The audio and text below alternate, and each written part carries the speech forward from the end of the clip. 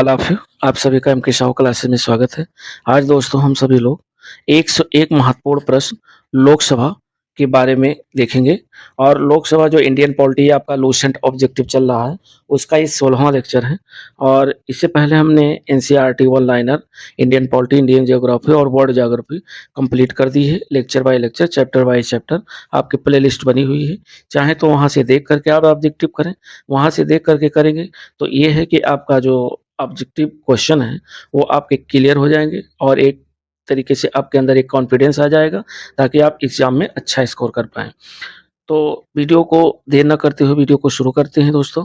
और यदि चैनल पे पहली बार है तो चैनल को लाइक, शेयर और सब्सक्राइब ज़रूर करें। और शुरू करते हैं। पहला क्वेश्चन हम लोग देखते हैं। पहला क्वेश्चन है कि पहला क्वेश्चन दिया हुआ है कि निम्नलिखित में से कौन जनता द्वारा प्रत्यक्ष रूप से निर्वाचित सदन है? तो वो दोस्तों है लोकसभा। लोकसभा जनता द्वारा प्रत्यक्ष रूप से निर्वाचित सदन है। नेक्स्ट क्वेश्चन कह रहा है कि भारत में लोकसभा किसका जो है प्रतिनिधित्व करता है? तो भारत में जो लोकसभा किसका प्रतिनिधित्व करता है? तो ये करता है दोस्तों भारतीय जनता का, यानी राइट ऑप्शन 2 का सी वाला विकल्प है। 3 नंबर कह रहा है कि भारतीय संविधान के किस अनुच्छेद में लोकसभा के गठन के संबंध में प्रावधान किया गया है? तो ये अनुच्छेद 81 और अनुच्छेद 331, यानी दोनों इसमें सही हैं, तो इस हिसाब से राइट ऑप्शन आपका होगा सी विकल्प। और नेक्स्ट क्वेश्चन 4 नंबर पे हम लोग चलते हैं। 4 नंबर हमारा क्वेश्चन कह रहा है कि मूल संविधान में लोकसभा सदस्यों की संख्या कितनी निर्धारित की गई है? तो मूल संविधान में जो है लोकसभा के 500 सदस्यों की संख्या निर्धारित की गई है। 5 नंबर कह रहा है कि 31वां संविधान संशोधन अधिनियम द्वारा लोकसभा की अधिकतम संख्या कितनी निर्धारित की गई है? तो 31वां संविधान संशोधन के तहत लोकसभा में जो है अधिकतम सदस्य संख्या जो निर्धारित की गई है, वो की गई है 545। तो राइट ऑप्शन आपका 5 का होगा डी। 6 नंबर कह रहा है कि लोकसभा की अधिकतम सदस्य संख्या कितनी हो सकती है? तो कितनी हो सकती है, ये दोस्तों 6 नंबर का जो राइट ऑप्शन है वो डी विकल्प है, 552 अधिकतम हो सकती है। आरआरबी 2004, उत्तराखंड पीछे 2005 में क्वेश्चन पूछा गया। 7 नंबर कह रहा है कि वर्तमान में लोकसभा के कितने सदस्यों को राज्य की जनता सीधे निर्वाचित करती है? तो वो दोस्तों करती है 530 मेंबर को, जो कि लोकसभा के 530 सदस्यों को राज्य की जनता सीधे निर्वाचित करती है। तो राइट ऑप्शन आपका होगा डी विकल्प। और 8 नंबर हम ऑप्शन नहीं पढ़ते हैं क्योंकि ऑप्शन पढ़ने में इसके 100 प्लस क्वेश्चन है, ज़्यादा समय लगेगा। आप लोगों को अगर ज़्यादा वो लग रहा है तो आप लोग वीडियो को पॉज़ करके, पढ़ करके फिर आगे बढ़ सकते हैं, कोई दिक्कत नहीं। और 8 नंबर हम ये चाहते हैं कि ज़्यादा से ज़्यादा क्वेश्चन कवर हो जाएँ। 8 नंबर क्वेश्चन कह रहा है कि वर्तमान में संघ शासित क्षेत्रों की जनता लोकसभा में अपने कितने प्रतिनिधियों को निर्वाचित करके भेजती है? तो 8 नंबर का जो राइट ऑप्शन है वह ए विकल्प है 13, यानी जो संघ शासित प्रदेश हैं वहाँ से 13 मेंबर लोकसभा के चुन करके जनता द्वारा आते हैं। 9 नंबर कह रहा है कि राष्ट्रपति आंग्ल भारतीय समुदाय के कितने प्रतिनिधियों को लोकसभा में मनोनीत करता है? तो वो करता है दोस्तों 2 सदस्यों को, जो कि राष्ट्रपति द्वारा मनोनीत किए जाते हैं। राइट ऑप्शन ए विकल्प होगा। और अगला जो क्वेश्चन है कि 10 नंबर की वर्तमान में लोकसभा सदस्यों की जो प्रभावी संख्या है वो कितनी है? लोकसभा में वर्तमान में अगर देखा जाए कि लोकसभा के सदस्यों की कितनी संख्या प्रभावी है, तो 10 नंबर का जो राइट ऑप्शन है वह बी विकल्प है, 545। और नेक्स्ट क्वेश्चन 11 नंबर कह रहा है 11 नंबर कह रहा है कि राष्ट्रपति द्वारा लोकसभा में आंग्ल भारतीय समुदाय के 2 सदस्यों को किन अनुच्छेद के तहत मनोनीत करता है? ये आपको बताना है और ये दोस्तों इम्पोर्टेंट भी है क्वेश्चन। तो 11 नंबर का जो राइट ऑप्शन है वह बी विकल्प है, अनुच्छेद 331 के तहत। 12 नंबर कह रहा है कि लोकसभा में आंग्ल भारतीय समुदाय में 2 सदस्यों को मनोनीत करने की जो शक्ति है वो किसके पास है? तो वो शक्ति दोस्तों भारत के राष्ट्रपति के पास है। राइट ऑप्शन आपका होगा बी विकल्प। बीपीएससी 2001 और एसएससी 2011 में क्वेश्चन पूछा गया है। 12 नंबर और 13 नंबर कह रहा है कि लोकसभा में राज्यों को किस आधार पर सीटें आवंटित होती हैं? तो वो राज्यों को जो आवंटित होती हैं लोकसभा की सीटें दोस्तों, वो जनसंख्या के आधार पर होती हैं। राज्य की जितनी जनसंख्या होगी उसी के अनुसार जो है लोकसभा सीटें तय होती हैं। ये छत्तीसगढ़ पीसीएस जो है 2005 में क्वेश्चन पूछा गया है। और हम लोग चलते हैं नेक्स्ट क्वेश्चन में। और नेक्स्ट क्वेश्चन जो 14 नंबर कह रहा है कि वर्तमान वर्तमान लोकसभा में कितने राज्यों के लिए स्थानों का आवंटन निर्धारित है? यानी वर्तमान लोकसभा में प्रत्येक राज्य के लिए स्थानों का जो आवंटन है वो आधारित है। तो वो आधारित है किस जनगणना पर आधारित है? तो वो आधारित है दोस्तों 1971 की जनगणना पर। यानी राइट ऑप्शन 14 का होगा सी विकल्प। बीपीएससी 1995, आईएएस 1998 में क्वेश्चन ये पूछा गया है। 15 नंबर कह रहा है कि लोकसभा के निर्वाचन क्षेत्रों का जो सीमा निर्धारण पहली बार निम्न में से किस सन में किया गया था? तो ये आपको 15 नंबर का जो राइट ऑप्शन है, वह बी विकल्प है, 1972 में पहली बार किया गया था। एसएससी 2002 में क्वेश्चन पूछा गया है। और नेक्स्ट क्वेश्चन 16 नंबर कह रहा है कि लोकसभा में राज्यवार जो सीटों का आवंटन है, वो 1971 की जनगणना पर आधारित है और ये निर्धारण किस वर्ष तक यथावत रहेगा? तो ये दोस्तों रहेगा 2026 तक। राइट ऑप्शन आपका बी है, 2026 ईस्वी तक। ये 16 का जो सही ऑप्शन है, वो बी विकल्प है। बीपीएससी 2005 में क्वेश्चन पूछा गया है। 17 नंबर क्वेश्चन कह रहा है कि लोकसभा के सभी निर्वाचन क्षेत्र निम्न में से किस प्रकार के होते हैं? तो ये आपको बताना है। और 17 नंबर का जो राइट ऑप्शन है, वो ए विकल्प है, एकल सदस्यीय निर्वाचन क्षेत्र। 18 नंबर क्वेश्चन कह रहा है कि लोकसभा के एक निर्वाचन क्षेत्र में कम से कम कितनी जनसंख्या का प्रतिनिधित्व करती है? यानी लोकसभा का जो एक एक जो लोकसभा मेंबर होता है, वहाँ की कम से कम जनसंख्या कितनी होनी चाहिए? तो कम से कम दोस्तों वहाँ 7.5 लाख की जनसंख्या होनी चाहिए, तभी वहाँ एक लोकसभा सदस्य का निर्वाचन होगा। 19 नंबर कह रहा है कि अनुसूचित जात, अनुसूचित जनजात के प्रतिनिधियों के लिए लोकसभा में कितने सुरक्षित सीटें निर्वाचन क्षेत्रों की व्यवस्था की गई है, यानी कितनी सीटें रिजर्व हैं? तो 19 नंबर का जो राइट ऑप्शन है, वो ए विकल्प है, 131 सीटें। 131 सीटें एससी और एसटी के लिए रिजर्व रखी गई हैं लोकसभा की। तो राइट ऑप्शन 19 का ए विकल्प होगा। 20 नंबर कह रहा है कि भारत में स्वतंत्रता के बाद प्रथम आम चुनाव कब संपन्न कराए गए? तो पहला आम चुनाव जो हुआ स्वतंत्रता के बाद, तो आपको बताना है। तो 20 का जो राइट ऑप्शन है, वो सी विकल्प है, 1952 में पहला आम चुनाव हुआ। बीएसएससी 2014 में क्वेश्चन पूछा गया है। 21 नंबर कह रहा है कि क्षेत्रफल की दृष्टि से देश का सबसे छोटा लोकसभा निर्वाचन क्षेत्र कौन-सा है? तो 21 नंबर का जो राइट ऑप्शन है, वह डी विकल्प है, लक्षद्वीप। लक्षद्वीप जो है देश का सबसे छोटा लोकसभा निर्वाचन क्षेत्र है, क्षेत्रफल की दृष्टि से ध्यान रखिएगा। नेक्स्ट क्वेश्चन कह रहा है 22 नंबर कि मतदाता जनसंख्या की अगर दृष्टि से देखा जाए कि देश का सबसे बड़ा लोकसभा निर्वाचन जो क्षेत्र है, वह कौन-सा है? तो वो दोस्तों 22 नंबर का जो राइट ऑप्शन है, वो डी विकल्प है। मल्काज मल्काजगिरी लोकसभा क्षेत्र, ये देश का सबसे बड़ा लोकसभा निर्वाचन क्षेत्र है मतदाता की दृष्टि से। और नेक्स्ट जो 23 नंबर क्वेश्चन कह रहा है, 23 नंबर में क्वेश्चन ये है कि कौन-सा संवैधानिक संशोधन राज्यों से चुने जाने वाले लोकसभा के सदस्यों की संख्या बढ़ाने से संबंधित है? तो ये दोस्तों हैं, ये 7वां और 31वां, यानी राइट ऑप्शन 23 का होगा सी विकल्प। 24 नंबर कह रहा है लोकसभा में केंद्र शासित प्रदेशों के प्रतिनिधि जो चुने जाते हैं, वो कैसे चुने जाते हैं? तो 24 नंबर का जो राइट ऑप्शन है, वो ए विकल्प है, यानी प्रत्यक्ष निर्वाचन द्वारा। लोकसभा में चाहे वो केंद्र शासित प्रदेश हो या चाहे वैसे ही प्रदेश हो, वहाँ सभी जगह जो है प्रत्यक्ष निर्वाचन द्वारा ही लोकसभा के मेंबर चुने जाते हैं। खाली जो राष्ट्रपति मनोनीत करता है, उन्हें छोड़कर। 25 नंबर क्वेश्चन कह रहा है राष्ट्रपति लोकसभा के 2 सदस्यों को 2 सदस्यों को निम्न का प्रतिनिधित्व देने के लिए नामित करता है। तो वो कौन से हैं? वो है एंग्लो इंडियन। तो इसका जो 25 है उसका राइट ऑप्शन ए विकल्प होगा। और ये आरआरबी टीसी 2006 में क्वेश्चन पूछा गया है। 26 नंबर क्वेश्चन कह रहा है कि लोकसभा में निम्न में से किसके लिए स्थान आरक्षित रखे गए हैं? तो 26 नंबर का जो राइट ऑप्शन है, वह डी विकल्प है, क्योंकि अनुसूचित जात के लिए सीटें आरक्षित हैं, अनुसूचित जनजात के लिए आरक्षित हैं और आंग्ल भारतीय वर्ग के लिए आरक्षित हैं। इस हिसाब से जो राइट ऑप्शन होगा, वो डी विकल्प होगा 26 का। 27 नंबर कह रहा है कि लोकसभा का चुनाव लड़ने के लिए इच्छुक व्यक्ति की जो न्यूनतम आयु है, वो कितनी होनी चाहिए? तो वो दोस्तों 25 वर्ष होनी चाहिए लोकसभा के लिए, राज्यसभा के लिए 30 वर्ष मिनिमम एज होनी चाहिए और राष्ट्रपति की अगर बात करें तो 35 वर्ष होनी चाहिए और राज्यपाल के लिए बात करें तो उसकी भी एज 35 वर्ष होनी चाहिए। तो इसका 27 का जो राइट ऑप्शन होगा वो बी विकल्प होगा। देखिए कितनी बार क्वेश्चन पूछा गया है। 28 नंबर क्वेश्चन कह रहा है कौन-सा राज्य सबसे अधिक प्रतिनिधित्व लोकसभा में भेजता है? तो वो जो प्रदेश है दोस्तों, वो है उत्तर प्रदेश। उत्तर प्रदेश से सबसे ज़्यादा जो है लोकसभा मेंबर चुन कर के जाते हैं, जो कि इनकी संख्या 80 है। और हम लोग देखते हैं 29 नंबर क्वेश्चन कह रहा है कि निम्नलिखित युग्मों में से कौन-सा युग्म सही नहीं है?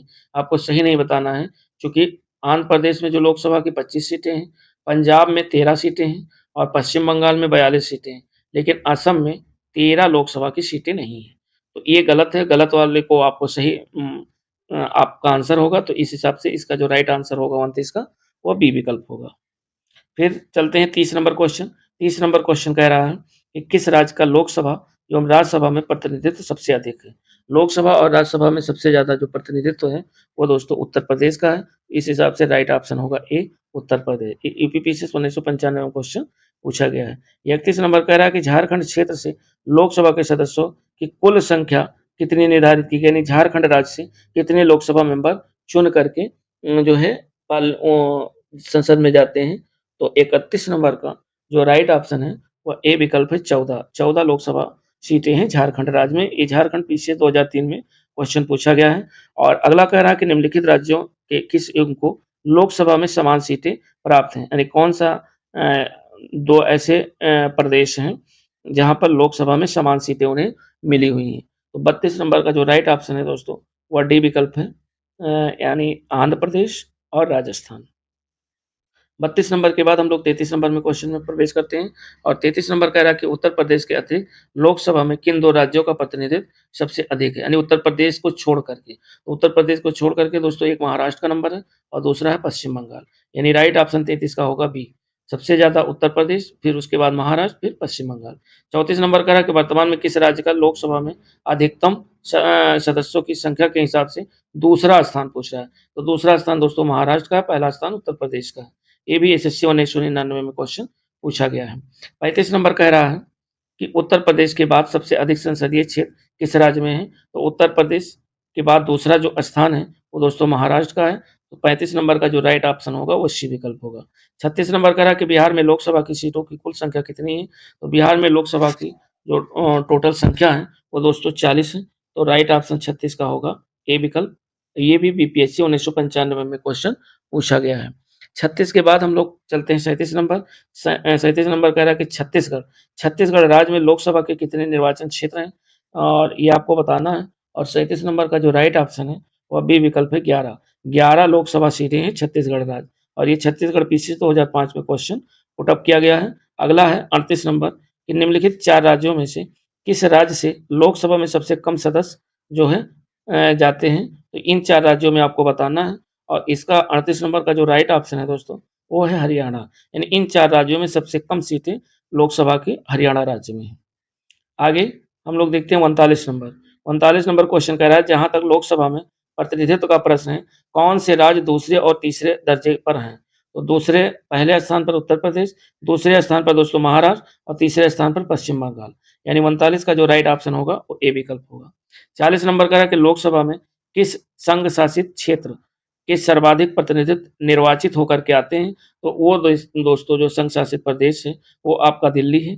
दिल्ली में जो लोकसभा की जो सीटें हैं, वो 7 हैं, जो कि सबसे ज़्यादा केंद्र शासित प्रदेशों में सबसे ज़्यादा है। तो 40 का राइट ऑप्शन ए होगा। 41 नंबर क्वेश्चन कह रहा है कि संघ शासित क्षेत्र दिल्ली, दिल्ली कितने प्रतिनिधित्व निर्वाचित करके लोकसभा में भेजता है? तो वो दोस्तों 7 लोकसभा मेंबर को चुन करके केंद्र शासित प्रदेश दिल्ली भेजता है। तो ये आपका 41 नंबर का जो राइट ऑप्शन होगा, वो आपका बी विकल्प होगा। अब हम लोग चलते हैं 42 नंबर क्वेश्चन में। 42 नंबर क्वेश्चन कह रहा है कि लोकसभा में सर्वाधिक प्रतिनिधित्व के आधार पर राज्यों का सही क्रम आपको बताना है।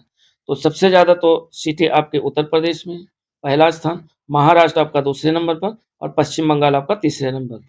तो 42 का जो राइट ऑप्शन होगा, वो बी विकल्प होगा। 43 नंबर कह रहा है कि लोकसभा का सामान्यतः जो कार्यकाल होता है, कितने वर्ष होता है? तो लोकसभा का जो कार्यकाल होता है, वो 5 वर्ष का होता है। राइट ऑप्शन 43 का सी होगा। 44 नंबर कह रहा है कि आपातकाल के दौरान संसद लोकसभा का कार्यकाल एक बार में कितने समय के लिए बढ़ा सकती है? यानी आपातकाल के दौरान संसद लोकसभा का कार्यकाल एक बार में कितने समय के लिए बढ़ा सकती है? तो वो दोस्तों बढ़ा सकती है 1 वर्ष के लिए। यानी 44 का जो राइट ऑप्शन होगा, वो बी विकल्प होगा 1 वर्ष। 44 के बाद 45 नंबर जो क्वेश्चन की तरफ हम लोग चलते हैं और 45 नंबर क्वेश्चन कह रहा है कि किसी भी दशा में आपातकाल की उद्घोषणा प्रवृत्त न रहने के बाद उपर्युक्त अवधि कितने समय से आगे बढ़ाई नहीं जा सकती है?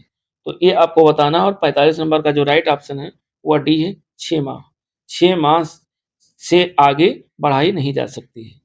अगला है 46 नंबर की लोकसभा में कोरम यानी गणपूर्ति पूरा करने के लिए कम से कम कितने सदस्यों की ज़रूरत होती है? कोरम पूरा करने के लिए। तो 46 नंबर का जो राइट ऑप्शन है वो आपका डी विकल्प है। कुल सदस्य संख्या का 1/10 भाग कोरम होना चाहिए, यानी कि अनुपूर्ति के रूप में कुल सदस्य संख्या का 1/10 संख्या होनी चाहिए। ये आरआरबी जो है 2004 में क्वेश्चन पूछा गया है। नेक्स्ट क्वेश्चन हम लोग 47 नंबर पर चलते हैं और कह रहा है लोकसभा का कार्यकाल 5 वर्ष से अधिक किस अवस्था में बढ़ाया जा सकता है, यानी कौन सी ऐसी कंडीशन है जिसमें 5 वर्ष से अधिक बढ़ाया जा सकता है। तो 47 नंबर का आपको आप राइट ऑप्शन चूज करना है और 47 का जो राइट ऑप्शन है वो आपका बी विकल्प है, यानी जब राष्ट्रीय आपात लागू हो तब, यानी नेशनल इमरजेंसी जब लागू हो तो आपको 5 वर्ष से अधिक बढ़ाया जा सकता है। 48 नंबर क्वेश्चन कह रहा है कि लोकसभा के किसी सदस्य की सदस्यता कितने दिनों तक लगातार अनुपस्थित रहने पर समाप्त की जा सकती है। तो ये दोस्तों यानी 60 दिन है, 60 दिन का मतलब 2 माह हुआ, तो 48 का जो राइट ऑप्शन होगा वह ए विकल्प होगा 2 माह। 2 माह तक अगर लगातार वो अनुपस्थित रहता है तो उसकी सदस्यता समाप्त की जा सकती है। 49 नंबर क्वेश्चन कह रहा है कि संसद सदस्यों को प्रति माह वेतन के रूप में कितना रुपया प्राप्त होता है। जो संसद के सदस्य हैं उन्हें प्रति माह वेतन के रूप में कितना रुपया मिलता है। तो 49 नंबर का जो राइट ऑप्शन है वह डी विकल्प है दोस्तों 16,000। नेक्स्ट क्वेश्चन हम लोग चलते हैं यानी 49 के बाद 50 नंबर क्वेश्चन में, और 50 नंबर कह रहा है कि संसद के सत्र में उपस्थित रहने और संसदीय समितियों की बैठकों में भाग लेने के लिए सांसद को कितना दैनिक भत्ता मिलता है। जो दैनिक भत्ता मिलता है दोस्तों आपको 4 ऑप्शन में राइट ऑप्शन चुनना है और राइट ऑप्शन 50 का है डी। 1,000 रुपया प्रतिदिन का दैनिक भत्ता इन्हें मिलता है। 51 नंबर क्वेश्चन कह रहा है कि सांसद को सुचारू रूप से अपना कार्यकाल चलाने के लिए प्रत्येक महीने कितना कार्यालय भत्ता मिलता है। तो इन्हें कार्यालय जो भत्ता जो मिलता है वो 51 का जो राइट ऑप्शन है दोस्तों आपको 4 ऑप्शन में चुनना है और इसका जो राइट ऑप्शन है वह डी विकल्प है 23,000। 23,000 जो है प्रत्येक महीने कार्यालय भत्ता इन्हें 23,000 मिलता है और 1,000 दैनिक भत्ता मिलता है, ये ध्यान रखिएगा। 52 नंबर कह रहा है कि लोकसभा सदस्य अपना त्यागपत्र किसको देते हैं। तो जो लोकसभा सदस्य होते हैं वो अपना त्यागपत्र लोकसभा अध्यक्ष को देते हैं। तो 52 नंबर का जो राइट ऑप्शन होगा वो सी विकल्प होगा। नेक्स्ट 53 नंबर क्वेश्चन में हम लोग चलते हैं और 53 नंबर कह रहा है कि किस वर्ष से भूतपूर्व सांसदों के लिए पेंशन की व्यवस्था लागू की गई है, यानी किस वर्ष से पेंशन की व्यवस्था सांसदों के लिए लागू की गई है। तो 53 नंबर का जो राइट ऑप्शन है वह सी विकल्प है 1976 से। 1976 से भूतपूर्व सांसदों के लिए पेंशन की व्यवस्था लागू की गई है। अगला 54 नंबर क्वेश्चन कह रहा है कि लोकसभा की बैठक की अंतिम तिथि तक दूसरी अंतिम तिथि तथा दूसरी बैठक की पहली तिथि के बीच कितने समय से अधिक का अंतराल नहीं होना चाहिए। तो इसमें जो है आपके 4 ऑप्शन दिए हुए हैं और चारों में जो राइट ऑप्शन है दोस्तों वो आपका डी विकल्प है 6 माह। 6 माह से अधिक का अंतराल नहीं होना चाहिए। 55 नंबर क्वेश्चन कह रहा है कि लोकसभा के कम से कम कितने सत्र बुलाए जाते हैं। लोकसभा के कितने सत्र बुलाए जाते हैं एक वर्ष में। तो 55 का जो राइट ऑप्शन है वो आपका बी विकल्प है। वर्ष में 2 बार जो है 2 सत्र बुलाए जाते हैं। कह रहा है कम से कम कितने सत्र बुलाए जाते हैं, तो वर्ष में 2 सत्र बुलाए जाते हैं। ये बीपीएससी 1998 में क्वेश्चन पूछा गया है। और नेक्स्ट क्वेश्चन कह रहा है 56 नंबर कि राष्ट्रपति लोकसभा को कार्यकाल पूरा करने के पूर्व भंग कर सकता है। यानी जो राष्ट्रपति है लोकसभा का कार्यकाल पूरा करने के पूर्व भी भंग कर सकता है। तो ये किस स्थिति पर कर सकता है। तो 56 नंबर का जो राइट ऑप्शन है वो ए है प्रधानमंत्री की सलाह पर। यदि प्रधानमंत्री सलाह देते हैं तो राष्ट्रपति लोकसभा को कार्यकाल पूरा होने से पूर्व भी भंग कर सकते हैं। ये भी आरआरबी 2005 में पूछा गया है। 57 नंबर कह रहा है कि लोकसभा को उसके कार्यकाल की समाप्ति के पूर्व भी भंग किया जा सकता है। और अब आपको इसमें राइट ऑप्शन बताना है। तो 57 का जो राइट ऑप्शन है वो सी है, राष्ट्रपति द्वारा मंत्रिपरिषद की सलाह पर, यानी मंत्रिपरिषद की सलाह पर राष्ट्रपति उसे भंग कर सकता है। बीपीएससी 1995 1998 में क्वेश्चन पूछा गया है। नेक्स्ट क्वेश्चन 58 नंबर कह रहा है कि लोकसभा का सदस्य बनने के लिए जो योग्यता नहीं है, कौन सी योग्यता नहीं है। पहली बात भारत का नागरिक हो, ये सही है। और दूसरा उम्र 30 वर्ष से कम ना हो, ये गलत है। क्योंकि लोकसभा मेंबर के लिए जो एज लिमिट है वो कम से कम 25 वर्ष हो। तो ये कह रहा है कम ना हो, तो 25 वर्ष का जिसने आयु पूरी कर ली वो लोकसभा जो है लोकसभा का चुनाव लड़ सकता है। तो इसमें कह रहा है कि योग्यता नहीं, तो यही योग्यता नहीं है, यानी इसका जो 58 का राइट ऑप्शन होगा वो बी होगा। आरआरबी 2004 में क्वेश्चन पूछा गया है। 59 नंबर कह रहा है कि लोकसभा सदस्यों के निर्योग्यता से संबंधित प्रश्नों का निर्णय कौन करता है, ये आपको बताना है। और 59 का जो राइट ऑप्शन है वो ए विकल्प है, लोकसभा अध्यक्ष। कमेंट करके आप लोग बताएं कि वर्तमान में लोकसभा अध्यक्ष कौन है। 60 नंबर क्वेश्चन कह रहा है कि निम्नलिखित में से किसे लोकसभा का अभिरक्षक कहा जाता है। लोकसभा का जो अभिरक्षक कहा जाता है वो किसे कहा जाता है, तो 60 का जो राइट ऑप्शन है दोस्तों वह डी विकल्प है, लोकसभा अध्यक्ष को लोकसभा का अभिरक्षक कहा जाता है। 60 के बाद हम लोग 61 में देखते हैं। 61 नंबर क्वेश्चन कह रहा है कि लोकसभा के अध्यक्ष को कौन बुलाता है। यानी लोकसभा अध्यक्ष को कौन बुला सकता है, तो 61 का जो राइट ऑप्शन है दोस्तों वह बी है, लोकसभा के सदस्य बुला सकते हैं। लोकसभा के अध्यक्ष को कौन चुनता है, तो लोकसभा के अध्यक्ष को जो चुनने वाले मेंबर होते हैं वो लोकसभा के सदस्य होते हैं। राइट ऑप्शन 61 का बी होगा। 62 नंबर कह रहा है अस्थायी लोकसभा अध्यक्ष जो प्रोटेम स्पीकर होते हैं, प्रोटेम स्पीकर को कौन नियुक्त करता है, तो प्रोटेम स्पीकर को जो नियुक्त करता है वो दोस्तों राष्ट्रपति के द्वारा उनकी नियुक्ति होती है। तो 65 नंबर का जो राइट ऑप्शन होगा वह ए विकल्प होगा, राष्ट्रपति। और प्रोटेम स्पीकर का कार्य क्या होता है कि जो लोकसभा मेंबर चुन करके आते हैं उनको शपथ दिलाने का कार्य होता है, इसीलिए राष्ट्रपति द्वारा प्रोटेम स्पीकर की नियुक्ति की जाती है।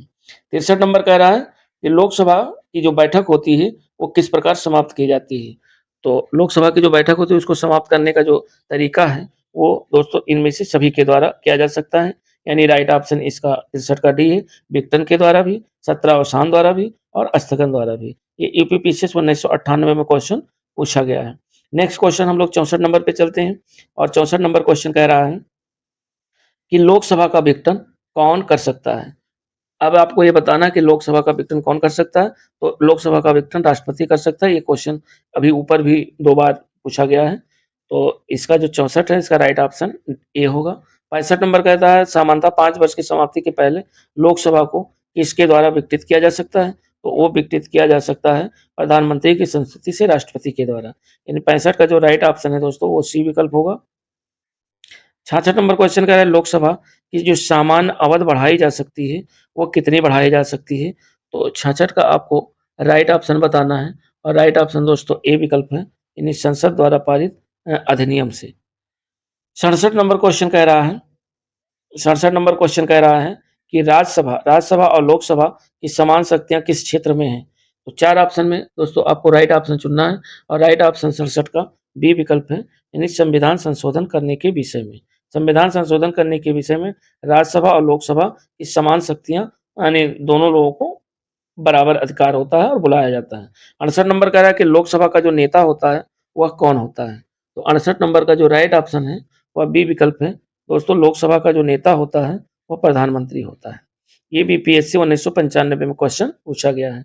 69 नंबर क्वेश्चन कह रहा है कि लोकसभा या विधानसभा के निर्वाचन में एक उम्मीदवार अपनी जमानत की राशि खो देगा अगर उसे कुल वैध मतों का कितना मत प्राप्त होना चाहिए, तो 69 नंबर का जो राइट ऑप्शन है दोस्तों वह सी है, 1/6 से कम मत यदि प्राप्त करता है तो वो अपनी जमानत को खो देता है।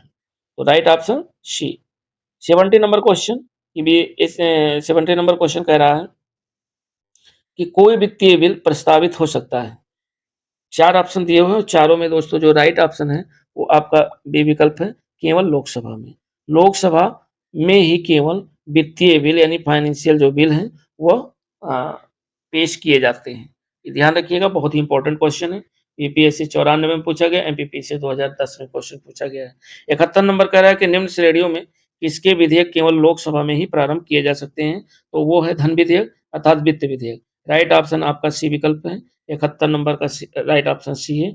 72 नंबर क्वेश्चन कह रहा है कि किसी विशेष दिन लोकसभा में अधिकतम कितने तारांकित प्रश्न पूछे जा सकते हैं, तो 72 नंबर का जो राइट ऑप्शन है वो आपको बताना है और इसका राइट ऑप्शन है बी विकल्प 20। ये एसएससी 1999 में क्वेश्चन पूछा गया है। 73 नंबर कह रहा है कि भारत में क्षेत्रफल की दृष्टि से सबसे बड़ा संसदीय निर्वाचन क्षेत्र कौन सा है। क्षेत्रफल की दृष्टि से सबसे बड़ा जो निर्वाचन संसदीय क्षेत्र है वो दोस्तों लद्दाख है, जो कि जम्मू कश्मीर लद्दाख अब एक केंद्र शासित प्रदेश हो गया। पहले जब जम्मू कश्मीर राज्य हुआ करता था तो अब एक लद्दाख अलग ही केंद्र शासित प्रदेश है। तो 73 का राइट ऑप्शन ए होगा, ये आरआरबी 2004 में क्वेश्चन पूछा गया है। 74 नंबर कह रहा है कि लोकसभा व राज्यसभा की जो शक्तियां समान हैं वो कहाँ पर हैं, राष्ट्रपति के निर्वाचन के संबंध में। सही है, उपराष्ट्रपति के निर्वाचन के संबंध में, इसी भी सही है, और राष्ट्रपति के विरुद्ध महाभियोग के संबंध में भी। तो इस हिसाब से राइट ऑप्शन होगा आपका डी विकल्प, उपयुक्त सभी। 74 नंबर का राइट ऑप्शन डी होगा। 75 नंबर क्वेश्चन कह रहा है कि अविश्वास प्रस्ताव किस सदन में लाया जाता है, ये आपको बताना है। और 75 नंबर का जो राइट ऑप्शन है वो ए विकल्प है, लोकसभा। यानी अविश्वास प्रस्ताव केवल और केवल लोकसभा में ही लाया जा सकता है। 76 नंबर का रहा है कि लोकसभा में अनुसूचित जात, अनुसूचित जनजातियों के लिए जो सीटों का आरक्षण है वो संविधान के किस अनुच्छेद में उपबंधित है, ये आपको बताना है। और 76 नंबर का जो राइट ऑप्शन है वह सी विकल्प है, अनुच्छेद 330 के तहत। 77 नंबर कह रहा है कि निम्नलिखित में से कौन सा राज्य लोकसभा में अनुसूचित जनजातियों के सर्वाधिक प्रतिनिधित्व निर्वाचन करता है। सबसे ज्यादा जो है एसटी एसटी प्रतिनिधि लोकसभा में सबसे ज्यादा चुन करके आते हैं, और वो प्रदेश दोस्तों आपका है मध्य प्रदेश। तो राइट ऑप्शन 77 का होगा सी, मध्य प्रदेश। अब 78 नंबर क्वेश्चन कह रहा है, 77 देखिए यूपीपीसी 97 में क्वेश्चन पूछा गया है।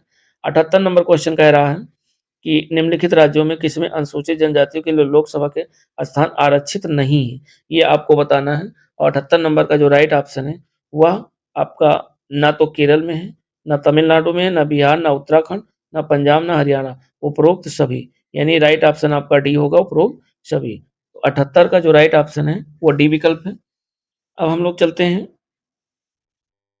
79 नंबर क्वेश्चन पे।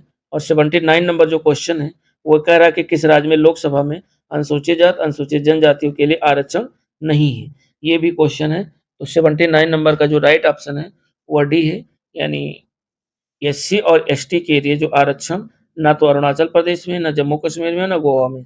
इस हिसाब से राइट ऑप्शन आपका डी होगा 79 का। 80 नंबर का रहा कि देश का वह संसदीय निर्वाचन क्षेत्र कौन सा है जिसकी सीमाएं 9 संसदीय निर्वाचन क्षेत्रों को स्पर्श करती। वेरी वेरी इंपॉर्टेंट क्वेश्चन है, ध्यान रखिएगा। और 80 नंबर का जो राइट ऑप्शन है दोस्तों वो आपका डी विकल्प है, यानी नागौर। नागौर जो कि राजस्थान राज्य में है, और नागौर जो लोकसभा क्षेत्र है ये 9 संसदीय निर्वाचन क्षेत्रों को स्पर्श करता है। 80 के बाद हम लोग चलते हैं 81 नंबर क्वेश्चन। और 81 नंबर क्वेश्चन कह रहा है कि किस लोकसभा में निर्वाचन महिला सांसदों की संख्या सबसे कम है। तो 81 नंबर का आपको राइट ऑप्शन चुनना है, और राइट ऑप्शन है दोस्तों छठी लोकसभा में। छठी लोकसभा में सबसे कम महिला सांसद जो है चुनी गई थी। 82 नंबर कह रहा है किस किस लोकसभा में निर्वाचन महिला सांसदों की संख्या सबसे अधिक रही, सबसे अधिक पूछ रहा है। तो ये 82 नंबर का जो राइट ऑप्शन है वो आपका डी है, 16वीं लोकसभा जो है संसदीय क्षेत्र में, यानी 16वीं लोकसभा निर्वाचन क्षेत्र में महिलाओं की जो संख्या है महिला सांसदों की सबसे अधिक रही।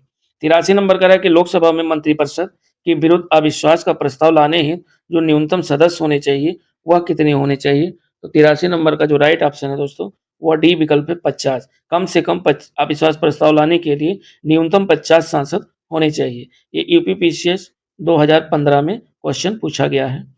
84 नंबर क्वेश्चन कह रहा है कि लोकसभा का कोई सदस्य सदन का सदस्य बने रहने से निर्रहित नहीं हो जाता है यदि वह सदस्य। 4 ऑप्शन दिए हुए हैं और चारों में से दोस्तों आपको राइट ऑप्शन चुनना है, और राइट ऑप्शन आपका बी है, जिस राजनीतिक दल से सदन में निर्वाचित हुआ था या हुई थी उससे निष्कासित कर दिया गया है या दी गई हो। तो ये कंडीशन है। और नेक्स्ट जो 85 नंबर क्वेश्चन है, सीडीएस 16 में क्वेश्चन पूछा गया है। 84 85 नंबर कह रहा है कि प्रथम लोकसभा की पहली बैठक कब हुई। प्रथम लोकसभा की जो पहली बैठक हुई वो कब हुई। 85 नंबर का जो राइट ऑप्शन है दोस्तों वह आपका कौन सा विकल्प है। तो 85 का जो राइट ऑप्शन है वो बी है, 13 मई 1952 को पहला लोकसभा की पहली बैठक संपन्न हुई 13 मई 1952 को। 86 नंबर कह रहा है कि मंत्रिपरिषद किसके पश्चात प्रयत्न कार्य करती है। जो मंत्रिपरिषद है वो किसके पश्चात प्रयत्न कार्य करती है। तो 86 नंबर का जो राइट ऑप्शन है वह बी है, लोकसभा के प्रति।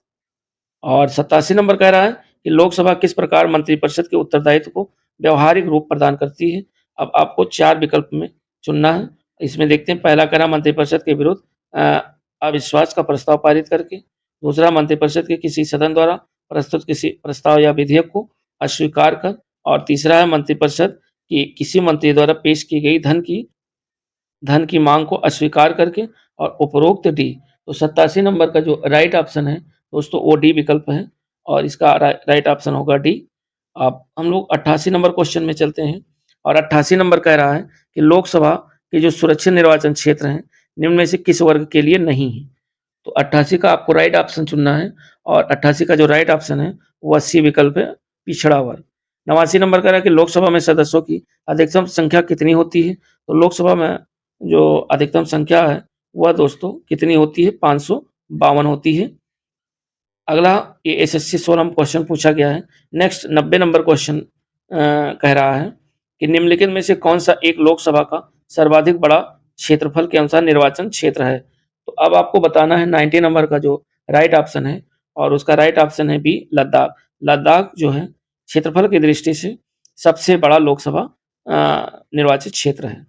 ये आईएएस 2008 में क्वेश्चन पूछा गया। 91 करा लोकसभा में राज्यों को किस आधार पर सीटें आवंटित होती हैं।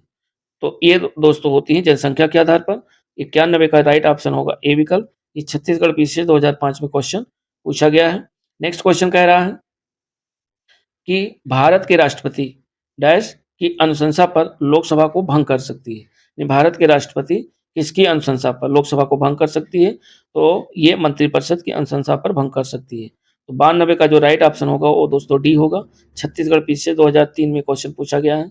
अगला 93 कह रहा है कि पश्चिम बंगाल में कुल संसदीय सीटें यानी लोकसभा निर्वाचन क्षेत्र कितनी है। आपको बताना है 93 नंबर का जो राइट ऑप्शन है वो ए विकल्प है दोस्तों, 42 लोकसभा सीटें हैं आपके पश्चिम बंगाल में।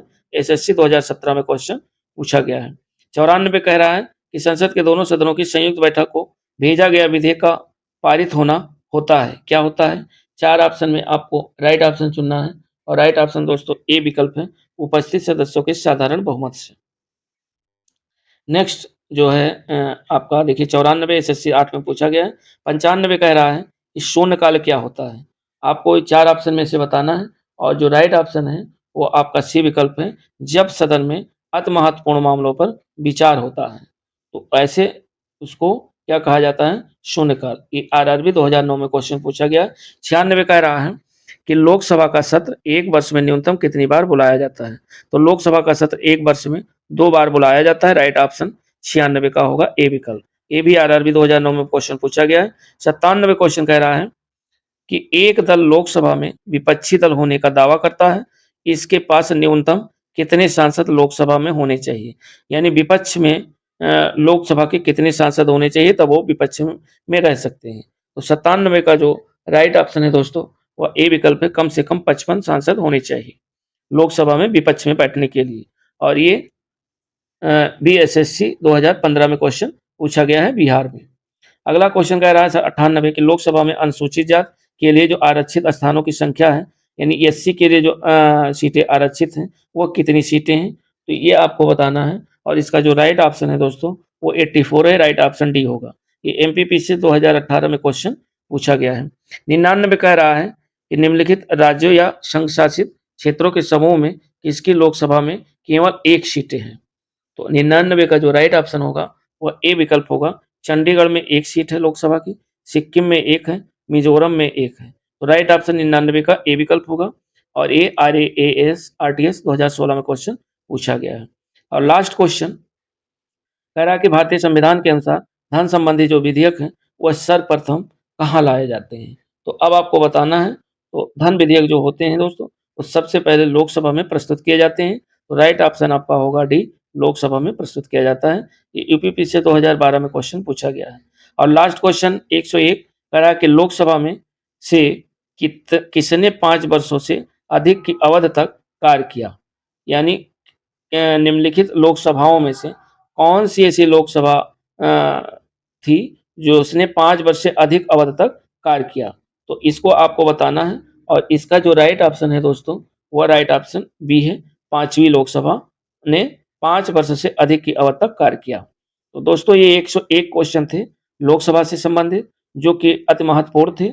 और यदि वन लाइनर भी इसका लोकसभा वाला देखिए और उसके बाद ऑब्जेक्टिव देखें तो ऐसा यहाँ से अगर कोई क्वेश्चन आते हैं तो आपके गलत नहीं होंगे।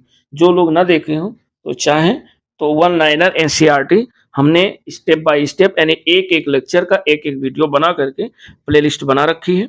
तो उसमें आप जा करके इंडियन पॉलिटी है, इंडियन ज्योग्राफी है, वर्ल्ड ज्योग्राफी है या पर्यावरण एवं पारिस्थितिकी, आप lecture by lecture, chapter by chapter देख सकते हैं। और मिलते हैं नेक्स्ट वीडियो के साथ। तब तक के लिए दोस्तों नमस्कार, जय हिंद। और चैनल पे पहली बार है तो चैनल को लाइक शेयर सब्सक्राइब जरूर करें।